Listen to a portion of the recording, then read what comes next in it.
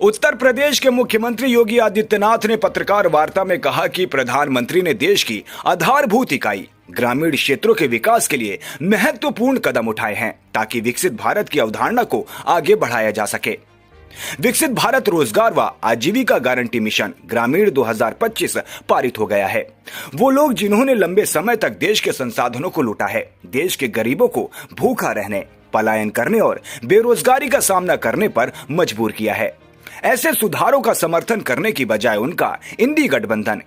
इस महत्वपूर्ण कानून को लेकर कई सवाल उठा रहा है, जबकि देश किसानों, मजदूरों और गांवों के विकास के हित में उठाए गए कदमों का समर्थन किया जाना चाहिए। लेकिन एनडीए का आभार व्यक्त करने की बजाय इंडी गठबंधन खुले तौर पर भ्रष्टाचार को बढ़ावा देने की अपनी पुरानी परंपराओं का समर्थन कर रहा है। जिन लोगों ने देश के अंदर लंबे समय तक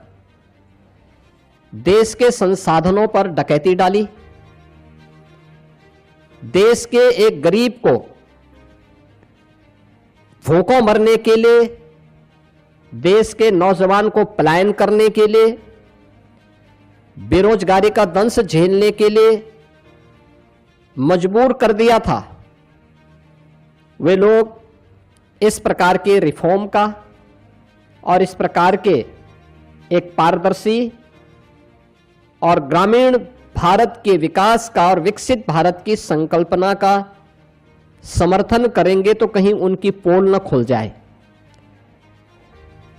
क्योंकि फिर जनता जनार्दन उनसे प्रश्न करेगी कि आखिर तुम्हें भी तो मौका मिला था, तुमने ये क्यों नहीं किया। कांग्रेस और उनका इंडी गठबंधन इस महत्वपूर्ण अधिनियम को लेकर के कई प्रकार के प्रश्न खड़ा कर रहा है। आश्चर्य होता है कि देश के हित में,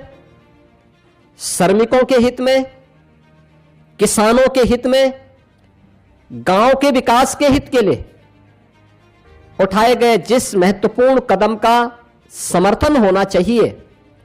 जिसका स्वागत होना चाहिए और आदरणीय प्रधानमंत्री जी के प्रति, एनडीए के प्रति जिस इंडी गठबंधन को आभार व्यक्त करना चाहिए, आभार व्यक्त करने की बजाय वह भ्रष्टाचार को प्रोत्साहित करने के अपने पुराने कारनामों को ही खुल के समर्थन कर रहा है।